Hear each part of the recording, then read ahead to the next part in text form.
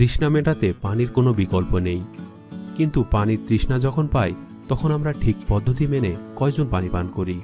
পানির অপর নাম জীবন, এটা কম বেশি আমাদের সবারই জানা। কিন্তু পানি পান করার সঠিক নিয়ম সম্পর্কে জানেন কি? ভাবছেন পানি পানের আবার কি নিয়ম হতে পারে? হ্যাঁ, পানি পানের কিছু নিয়ম আছে। যখন তখন ইচ্ছা হলেই পানি পান করা যায় না।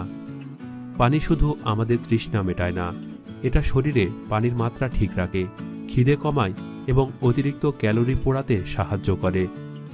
জেনে রাখুন পানি পানের সঠিক নিয়ম, এতে আমাদের শরীরের অনেক উপকার হবে।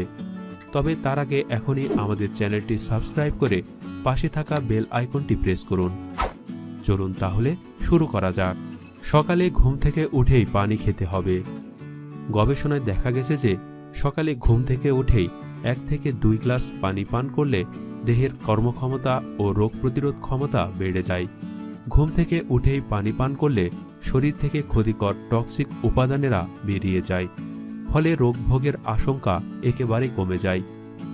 গোসলের আগে 1 গ্লাস পানি খেয়ে নিতে হবে, এতে শরীরে রক্ত চলাচলের গতি ঠিক থাকবে।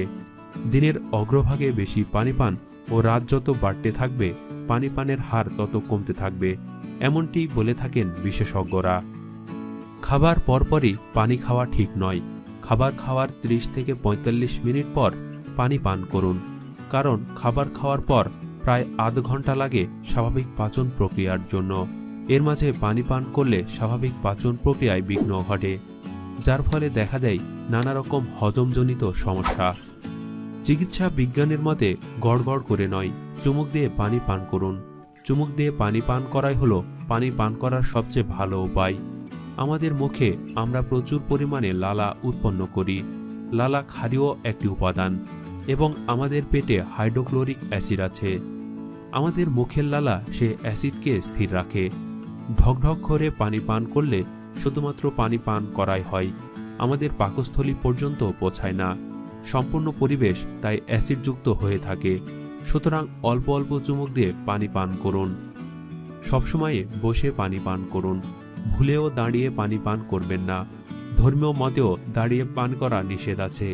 এই বৈজ্ঞানিক ব্যাখ্যা হলো, যখন আমরা পানি পান করি তখন পানিটি আমাদের দেহের ভেতরে কয়েকটি স্থানে ছাঁকনির মতো ছেঁকে পাকস্থলীতে যায়। যদি আমরা দাঁড়িয়ে পানি পান করি তাহলে সেই ছাঁকনি পদ্ধতিগুলো ঠিকঠাকভাবে কাজ করে না। সুতরাং পানির সাথে যদি ক্ষতিকর কোনো পদার্থ থেকে থাকে তা সরাসরি আমাদের শরীরে প্রবেশ করে। সুতরাং সর্বদা বসে পানি পান করুন।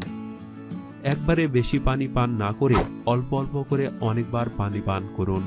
অনেকেই আছে যারা পানি পানের সময় একেবারে অনেক মাত্রায় পানি পান করে থাকেন এবং এমনটা করতে গিয়ে পানি প্রায় গিলে গিলে খান। এইভাবে পানি পান করলে শরীরের ভিতর হঠাৎ করে খুব চাপ বেড়ে যায়, যার ফলে বিভিন্ন অঙ্গের ক্ষতি হওয়ার আশঙ্কা থাকে। তাই সবসময় অল্প অল্প করে জল পান করতে হবে। পানি স্বাভাবিক কিংবা অল্প একটু গরম থাকলে এটি আপনাকে অন্যরকম তৃপ্তির অনুভূতি এনে দেয়। আপনি যদি বরফ ঠান্ডা পানি পান করেন তাহলে মুখে তো বটেই, পাকস্থলীতেও ধাক্কা দেয়। খাবারের সঙ্গে ঠান্ডা পানি খাওয়া হজম প্রক্রিয়ায় বিষাক্ত অনুভূতির সৃষ্টি করে। সুতরাং সবসময় হালকা গরম পানি পানের চেষ্টা করুন, এটা আমাদের শরীরের জন্য বেশ উপকারী। বেশি বেশি পানি খেলে ভাইরাসজনিত রোগের সংখ্যা কমে যায়। শরীরে পানির মাত্রা যত বাড়তে থাকে প্রস্রাবের মাত্রাও তত বেড়ে যায়, ফলে শরীরে ক্ষতিকর জীবাণু বাসা বাঁধার সুযোগ পায় না।